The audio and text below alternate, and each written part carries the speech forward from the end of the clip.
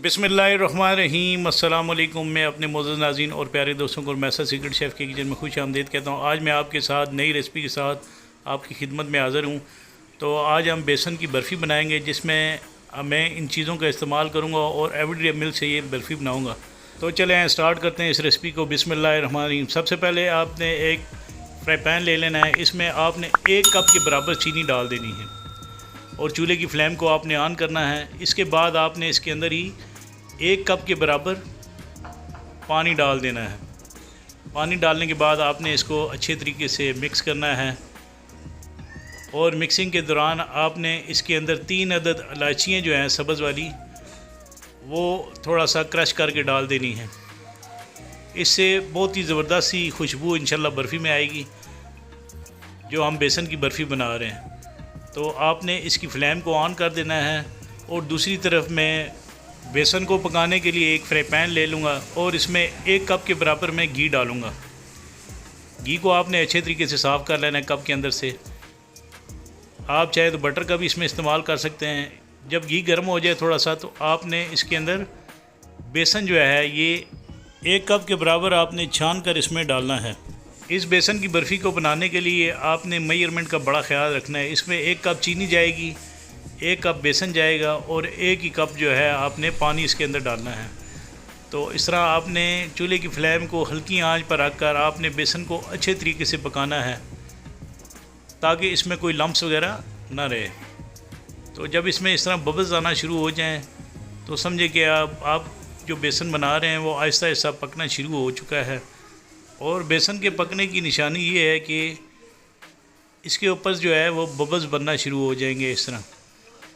तो आपने इसको बिल्कुल हल्की आंच पर रखना है और आपने इस बेसन को इतनी देर तक पकने देना है जब तक इसके अंदर से अच्छी सी खुशबू नहीं आ जाती और ये इस तरह बबल्स बनना शुरू नहीं हो जाते। तो दूसरी तरफ मैंने ये चास बनाने के लिए अब मैं इस चूल्हे की फ्लेम को ऑन कर दूंगा। ये दोनों चीज़ें मैंने इस पर रखी हैं।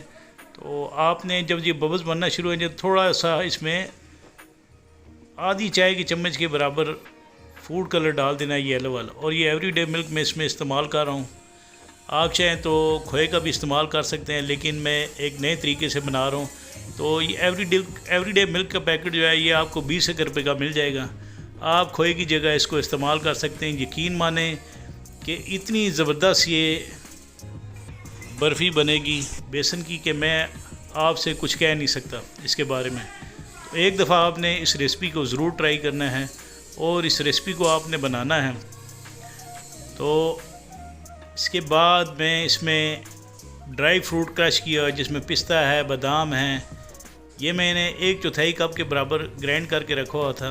ये आपने तकरीबन 2 खाने के चम्मच के बराबर इसमें डाल देना है और बाकी गार्निश के लिए रख लेना है। तो ये देखें, ये जो हम चास बना रहे थे बेसन की बर्फ़ी के लिए, ये सही तरीके से जो है जोश में है।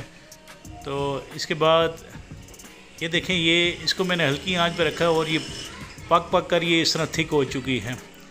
तो इसकी मैं चूल्हे की फ्लेम को आहिस्ता कर दूंगा। इसके बाद मैं इसकी चास को देखूंगा, जो चास हमने बर्फ़ी के लिए बना रहे थे। ये देखें, चास भी जो है ना ये रेडी हो चुकी है। तो इसके बाद मैं इस चास को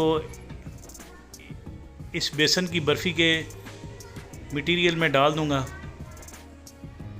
और इसके बाद आपने इसको अच्छे तरीके से मिक्स कर लेना है। 2 से 3 मिनट तक आपने इसको गर्म करना है और गर्म करने के बाद यानी इसको आपने हल्की आंच पर पकाना है। तो ये रेडी हो चुकी है हमारी बेसन की बर्फ़ी। तो इंशाल्लाह आप इसको एक दफ़ा ज़रूर ट्राई कीजिएगा। इसके बाद मैं इसकी चूल्हे की फ्लेम को ऑफ़ कर दूंगा और इसकी प्रेजेंटेशन कर लूँगा। ये मेरे पास तिल हैं और क्रश किए हुए ड्राई फ्रूट्स हैं, जिनमें बादाम और पिस्ते हैं। तो आपने इस तरह एक प्लेट ले लेनी है और इसकी चारों तय जो है ना, आपने ये गरम गरम इस प्लेट में डालकर आपने इस तरह की शेप आपने इसकी बना लेनी है। इसके बाद आपने इसकी टॉपिंग के ऊपर तिल और ड्राई फ्रूट जो क्रश किए थे उसकी गार्निश कर लेनी है।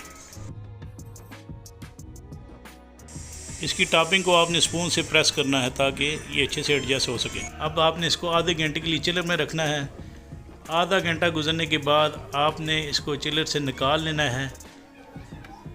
तो ये आपने इस तरह इसकी कटिंग कर लेनी है। इंशाल्लाह मुझे उम्मीद है कि आपको मेरी ये बनाई रेसिपी ज़रूर पसंद आएगी। आपने इस रेसिपी को एक दफ़ा ज़रूर ट्राई करना। रियली अगर मेरी ये चीज़ आपको बेसन की बर्फ़ी पसंद ना आई तो आप मुझे बेशक डिसलाइक जो है ना, मेरे चैनल को डिसलाइक कर दीजिएगा।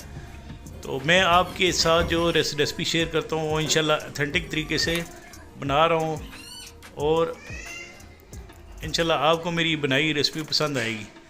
इसके बाद मैं इसको प्लेट में इस तरह सर्व करूँगा। आपने 1 बाय 1 काट कर इस तरह प्लेट में इसकी डेकोरेशन कर लेनी है।